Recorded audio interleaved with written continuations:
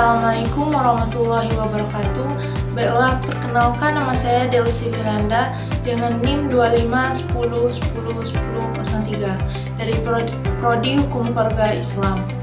Nama saya Reza Aulia Lisma, NIM 25101008. Saya dari Prodi Hukum Keluarga Islam semester 1. Baiklah, di sini kami akan membacakan hasil karya ilmiah tentang pengaruh bullying terhadap mental remaja. Yang pertama ada abstrak, yaitu muncul perilaku bullying dapat menciptakan suasana lingkungan yang kurang mendukung terhadap perkembangan remaja, baik dalam bidang akademik maupun kehidupan sehari-hari. Perilaku bullying terhadap remaja dapat berdampak buruk karena remaja tersebut merasa tidak diinginkan dan merasa ditolak oleh lingkungannya. Saat ini, perilaku bullying merupakan istilah yang sudah asing bagi masyarakat Indonesia, khususnya di kalangan remaja. Pada saat anak-anak, manusia mulai berinteraksi dengan lingkungan keluarga. Kemudian, saat memasuki bangku sekolah, seseorang mulai menjalani interaksi dengan teman sebanyaknya. Hal ini membuat jangkauan pertemanan yang mereka menjalani lebih luas. Bullying adalah bentuk-bentuk perilaku kekerasan di mana terjadi pemaksaan secara psikologis maupun fisik terhadap seseorang atau sekelompok orang yang lebih lemah oleh seseorang atau sekelompok orang. Pelaku bullying atau bully bisa saja sekelompok orang, dan ia atau mereka mempersiapkan dirinya memiliki power atau kekuasaan untuk melakukan apa saja terhadap korbannya. Yang kedua ada pendahuluan. Itu adalah latar belakangnya adalah bullying merupakan salah satu tindakan perilaku agresif yang sengaja dilakukan oleh seseorang atau sekelompok orang secara berulang dan waktu ke waktu terhadap seseorang korban yang tidak dapat mempertahankan dirinya dengan mudah. Kasus bullying ini banyak sekali terjadi tidak hanya di masyarakat, namun kasus ini terjadi di dunia remaja yang membuat berbagai pihak akan kesehatan mental anak yang menjadi korban bullying. Kesehatan mental yang baik merupakan kondisi ketika batin tidak berada dalam tentram dan tenang sehingga kemungkinan kita untuk menikmati kehidupan sehari-hari dengan menghargai orang sekitar. Namun, pengaruh bullying ini dapat berpengaruh dalam kesehatan mental seseorang dan juga kehidupan sehari-harinya. Menurut psikolog, dampak yang terjadi akibat perilaku bullying ialah menyendiri, menangis, konsentrasi berkurang, tidak mau bersosialisasi, penakut, gelisah, berbohong, depresi, menjadi pendiam, tidak semangat, sensitif, cemas, hingga menimbulkan gangguan mental. Bullying tidak dampak pada korban, tetapi juga pelaku. Salah satu pembulian yang terjadi di pertemanan remaja yaitu mengejek dan mengolok teman, sebab kita menganggapnya hal yang biasa. Bentuk yang paling umum dari bentuk pemindasan atau bullying adalah pelecehan verbal, yang bisa datang dalam bentuk ejekan atau meledak dalam penyebutan nama. Rumusan masalahnya adalah berdasarkan uraian latar belakang di atas. Rumusan masalah dalam penelitian adalah 1.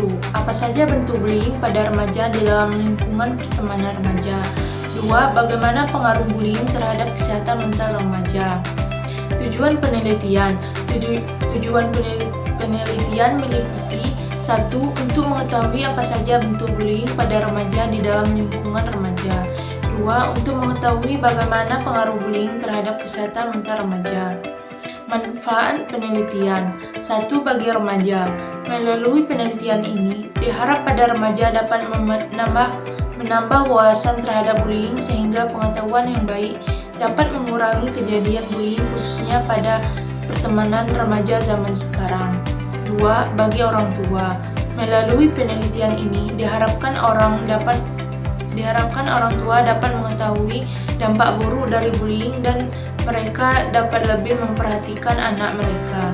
Yang ketiga ada kerangka teori. 1. Definisi bullying. Kata bullying berasal dari bahasa Inggris yaitu dari kata bull yang berarti banteng yang senang merunduk ke sana kemari. Dalam bahasa Indonesia, secara etimologi kata bully berarti penggerak, orang yang mengganggu orang lemah. Sedangkan secara terminologi, menurut tantrum, bullying adalah the willful conscious desire to hurt another and put him her under stress. Kemudian dan always juga mengatakan hal yang serupa, bahwa perilaku bullying adalah perilaku negatif yang mengakibatkan seseorang ada dalam keadaan yang tidak nyaman atau terluka dan biasanya terjadi berulang-ulang. Rigby mengemukakan bahwa bullying merupakan salah satu bentuk dari perilaku agresif. Azhan 2008. Kemudian pengertian agresif sendiri yaitu satu serangan atau tindakan seseorang yang ditujukan kepada seseorang atau lebih, yang lebih dilakukan berulang-ulang dan terjadi dari waktu ke waktu. Bullying melibatkan kekuatan dan kekuasaan yang tidak seimbang, sehingga korbannya berada dalam keadaan yang tidak mampu mempertahankan diri secara efektif untuk melawan tindakan negatif yang selalu diterimanya. Clarke 2005. Hampir setiap anak mungkin pernah mengalami suatu bentuk perlakuan tidak menyenangkan dari anak lain yang lebih tua atau lebih kuat. Namun, faktanya perilaku bullying merupakan learned behavior karena manusia tidak lahir sebagai pergentak dan pengganggu yang lemah. Bullying merupakan perilaku yang tidak normal, tidak sehat, dan secara sosial tidak diterima. Hal yang sepele pun kalau dengan secara berulang kali pada akhirnya dapat menimbulkan dampak serius dan fatal. Wiani 2012. Dari situ, tadi bullying adalah sebuah tindakan kesimpulan bahwa ada perilaku agresi dan negatif yang dipelajari seseorang atau sekelompok orang untuk menyakiti orang lain secara berulang kali. Dan bullying ini sifatnya mengganggu orang lain, karena dampak dari perilaku negatif yang kini sedang populer di kalangan masyarakat ini adalah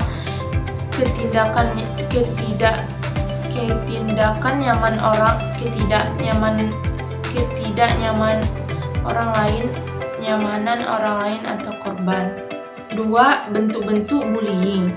Untuk menentukan bentuk bullying, perlu diperhatikan jenis bullying dilihat dari kontak perilaku dengan korban, yaitu mirror dalam bentuk blocks dalam Salsabila 2010. A. Langsung, yaitu perilaku menyerang yang dapat diamati terhadap korban.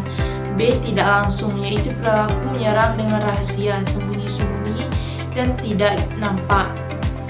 Sedangkan menurut Riyauskina, Juwita, dan Soesetio 2005 mengelompokkan perilaku bullying ke dalam 4 kategori. Yang pertama, kontak fisik langsung, yaitu memukul, mendorong, menggigit, menjambak, menendang, mengunci seseorang dalam ruangan, mencubit, mencakar, juga termasuk memeras dan merusak barang-barang yang dimiliki orang lain. Yang kedua, kontak verbal langsung, yaitu mengancam, mempermalukan, merendah, mengganggu, memberi panggilan nama, sarkasme, merendahkan,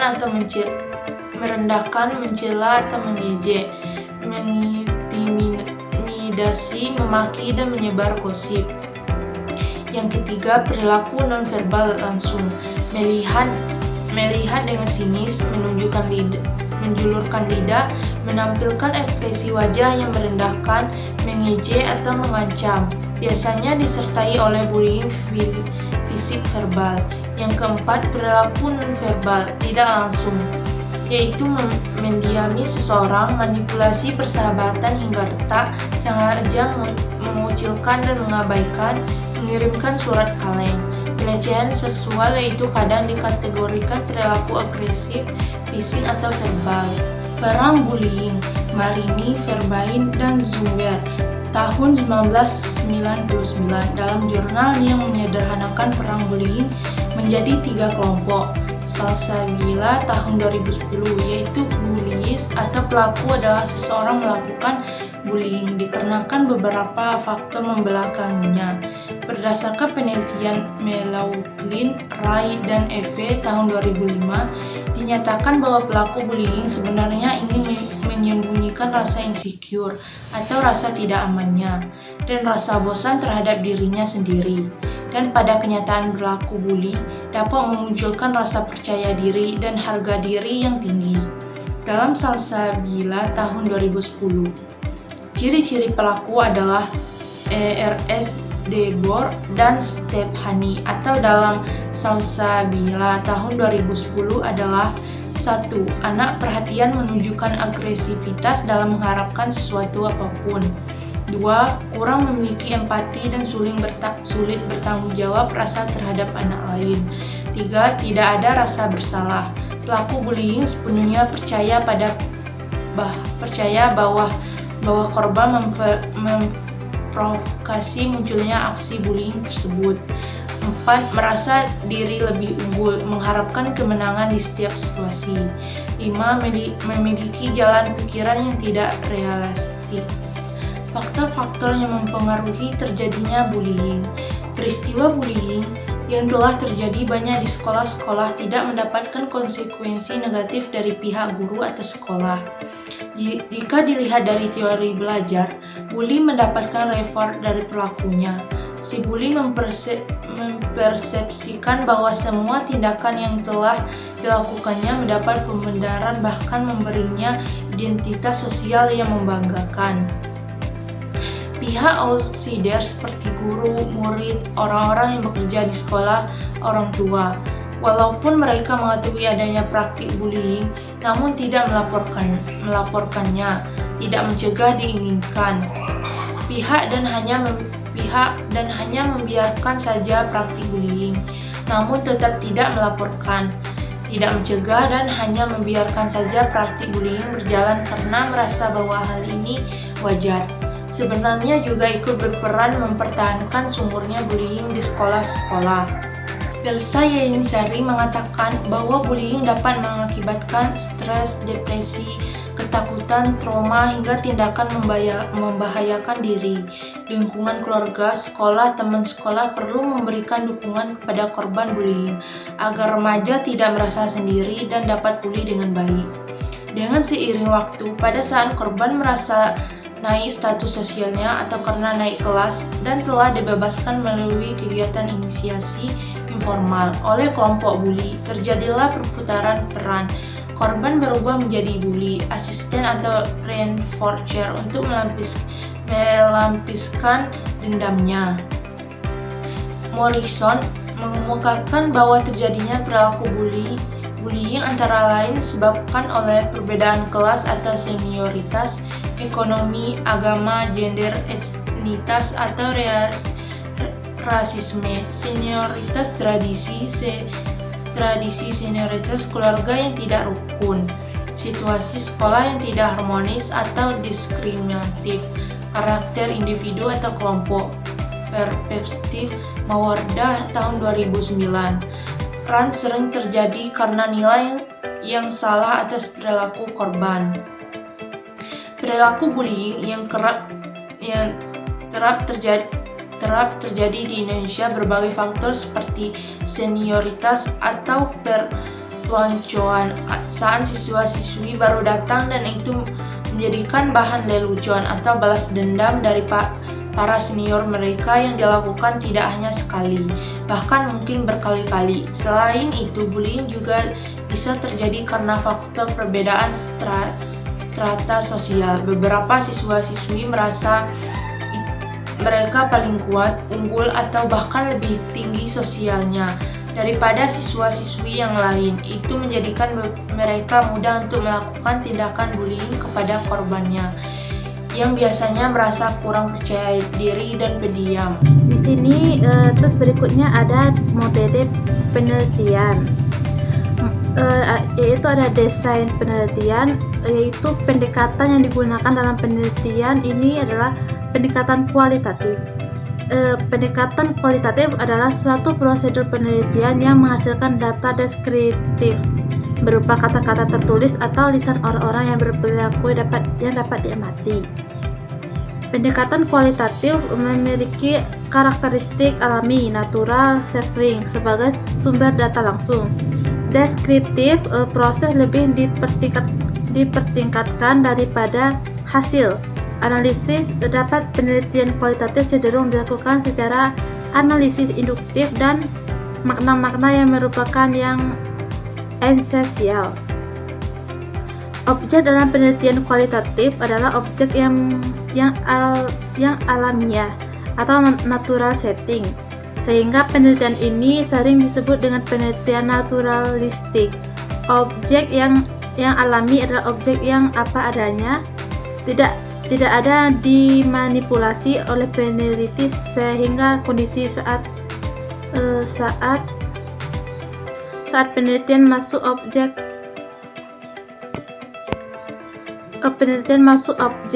Setelah berada di objek dan keluar dari objek relatif tidak berubah. Dalam penelitian kualitatif, penelitian menjadi instrumen. Oleh karena itu, dapat penelitian kualitatif instrumennya adalah orang atau human instrument. Untuk menjadi instrumen penelitian harus memiliki bekal teori wawasan yang luas, sehingga mampu bertanya, menganalisis, memotret, dan mengkonstruksi objek yang diteliti menjadi jelas dan bermakna. Kriteria dalam penelitian kualitatif adalah data yang pasti oleh perilaku bullying terhadap kesehatan mental. Terus ada partisipasi dalam penelitian. Sampel-sampel penelitian ada secara khusus. Penelitian ini menyasar kepada remaja.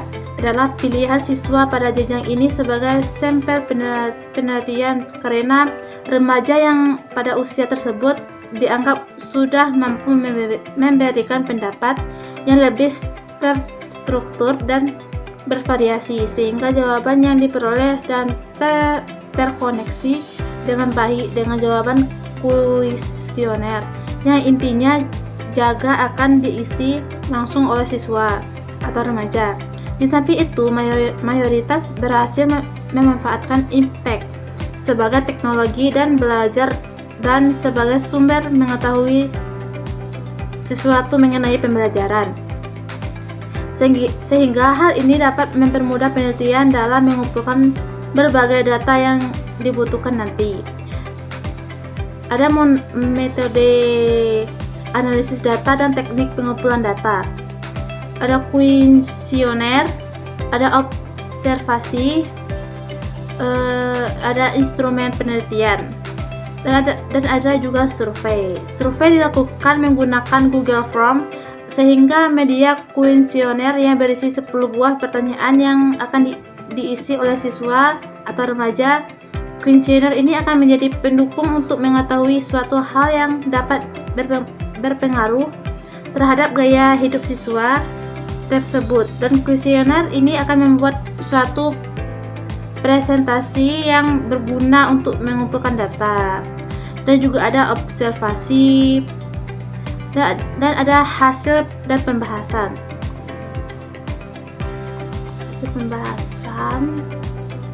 Ada deskripsi lokal penelitian. Sekolah atau tongkrongan merupakan salah satu daerah yang tersebut memiliki beragam fasilitas penduduk untuk kegiatan remaja-remaja, termasuk laboratorium komputer, perpustakaan, dan akses internet yang memadai. Dengan demikian, lokasi penelitian pada remaja memberikan kesempatan yang baik untuk mengamati dampak bullying terhadap pergaulan, karena remaja ini mewakili salah satu berada di lingkungan yang relatif maju dan memiliki akses yang baik terhadap teknologi dan informasi. Hasil survei menggunakan Google Form sebagaimana kuesioner. Ini kan udah. Tidak ada pembahasan. Pembahasannya persepsi siswa terhadap perilaku bullying. Persepsi remaja terhadap perilaku bullying sangat penting dalam memahami dinamika dan dampak dari masalah tersebut.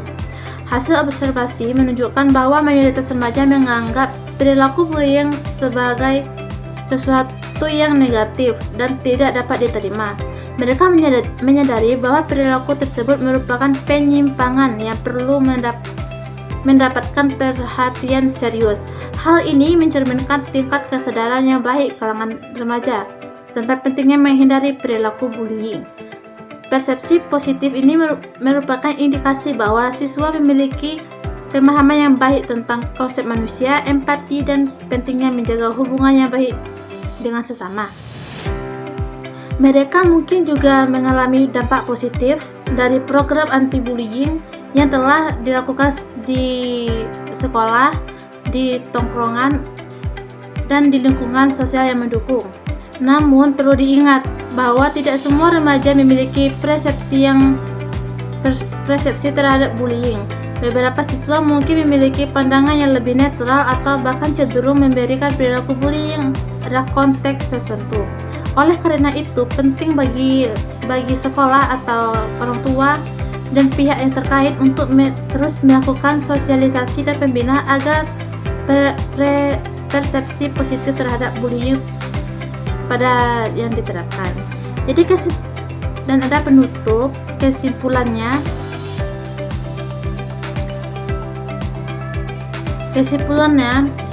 dari pembahasan di atas bahwa bullying memiliki dampak yang serius terhadap kesehatan mental siswa. Persepsi siswa terhadap bullying menunjukkan bahwa mereka menyadari keberadaan masalah ini dan perlunya tindakan preventif dan mengenakan yang efektif. Sikap positif terhadap penengganaan dan sanksi terhadap bullying juga menunjukkan dukungan siswa terhadap upaya sekolah dan temannya dalam menciptakan lingkungan pertemanan yang nyaman dan aman. Persepsi siswa terhadap penanganan kasus bullying oleh guru BK di sekolah dan pihak sekolah menunjukkan harapan yang tinggi terhadap peran mereka dalam mengenai kasus bullying. Namun penting juga untuk terus meningkat komunikasi dan kerjasama antara siswa, guru, pihak sekolah, guru BK, orang tua dalam upaya mencegah penanganan bullying. Dampak kasus bullying terhadap kesehatan mental siswa sangatlah serius dan memerlukan perhatian yang lebih besar. Masyarakat dan dalam pendukung upaya pencegahan dan penanganan bullying sangatlah penting. Dengan demikian diharapkan pada menciptakan lingkungan yang aman, positif, inklusif bagi semua kalangan remaja. Saran meningkatkan program anti-bullying di sekolah atau pada remaja perlu meningkatkan program anti-bullying yang melibatkan semua pihak terkait, siswa, remaja, orang tua, orang terdekat, dan lain-lainnya. Demikianlah video dari kami untuk memenuhi tugas mata kuliah Bahasa Indonesia. Terima kasih. Assalamualaikum warahmatullahi wabarakatuh.